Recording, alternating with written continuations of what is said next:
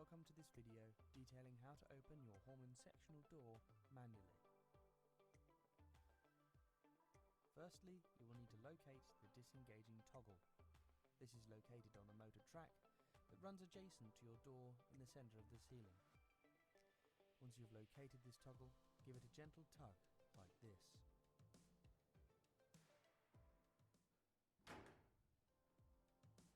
After this, you need to lift the door.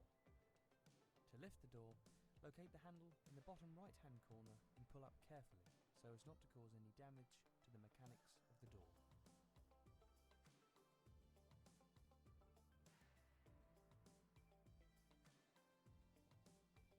To pull down, use the same handle and apply pressure all the way down until the door is closed.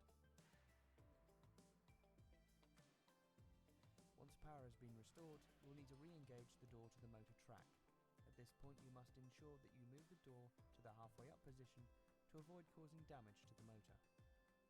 To re-engage, simply locate the small green button near the red toggle and push it firmly until you hear a click like this.